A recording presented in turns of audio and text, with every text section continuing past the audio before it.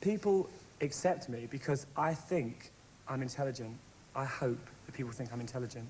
But intelligence is not normally a reason why people would like you. I think it is in rock and roll because there's so many dumb people.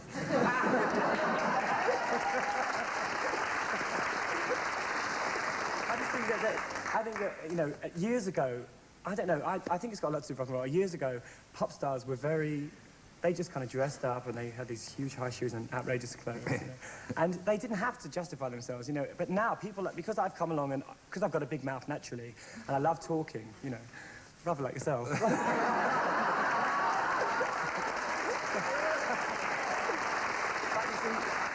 I mean, there are people who can bore you silly. I mean, you're quite charming when you talk to people. And, you know, you talk a lot.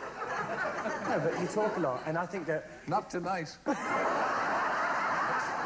You had to get one in. I just think that people like Boy George, and there are other bands like Annie Lennox, a lot of fantastic bands around, very talented people who look odd, but also have got some kind of explanation, and they've got something to say for why they look the way they do. And I think that people, you know, you become like a parental figure. You know, there are a lot of people who really rely on me. And I think, obviously, you're in a position where you can influence people. And I think if you do that in a bad way, then obviously you won't succeed. But if you do it in a positive way, you can really, really help people. And so it's the image first that will attract people to your music.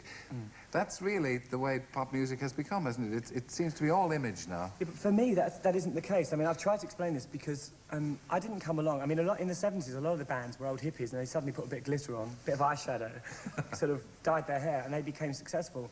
But with me, I dressed up for years. I mean, I wore a kilt actually to work once when I worked in Poland Street, and the woman had a fit, and she said, "You can't stay here in a kilt, a skirt." You know, and she had one on. I said, why not? You know, you can wear one. It looks better on me than it does on you. But basically, you know, I think that we've made it very difficult for people to be bland. Yeah, you know? But can you have an ordinary life now? I mean, what's an ordinary life? Well, I mean, you're obviously not going to walk down to the pub for a drink, are you? I never went to pubs anyway. Yeah. You know. But I mean, would you say that it will eventually make you rather like Michael Jackson, something of a recluse? I am already. I mean, definitely. That's tragic, isn't it? Really? Not really. Well, it is a bit sad because you're a very outgoing person. Yeah, but I find pleasure in different ways now. I go to restaurants. I go to quiet places. I like quiet. It's funny. I've gone the opposite. Years ago, I used to go to clubs every night, and now because I'm surrounded by people all the time, I like to be quiet, you know. And also, I think like Michael Jackson, I channel all my energy into Culture Club. Otherwise, it wouldn't work. I mean, that's why we're successful, because we work hard. What about the O'Dowd family? How do they react to you? Well, that's your own Irish family. Yeah, I have to say that my parents are very, very intelligent. You know, they've always been... if somebody black moved into the street, they wouldn't turn around and say, "Oh my God, the street's gone down a peg." You know, they've always been the first people to go and help somebody. I mean, we had a lady of ill repute living next to us once, and her house burnt down, and my father went in and rescued her in her underwear, pulled her out, and you know, he never lived it down. He had to move, actually. But, partly because of my mother. But, you know, they've always been very... They've always said, you know, talk to somebody before you judge them. You know, don't go up to somebody and say, "Oh my God, I don't like..." I mean, it's like, if you say that because someone dresses weird, you can't accept them, then you could say the same about crippled people and people who are, you know, physically disabled. You can't do that. You know, I never laugh at somebody who's disabled. I could never laugh at somebody like that. I could never understand anyone who does.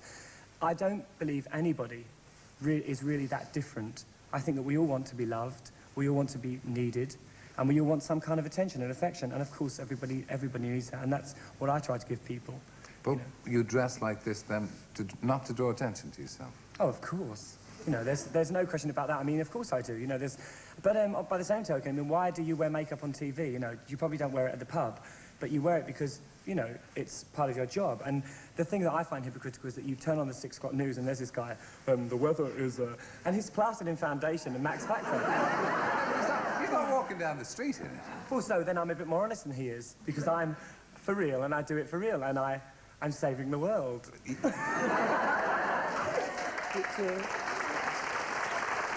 brings me to my gift to you, Terry. Oh. It's a present. Oh, thank you. You have to open it out and put it on.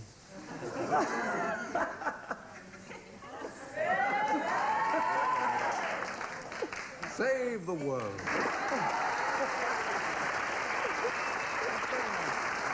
It cost a fortune. Oh, that's lovely. Thank you.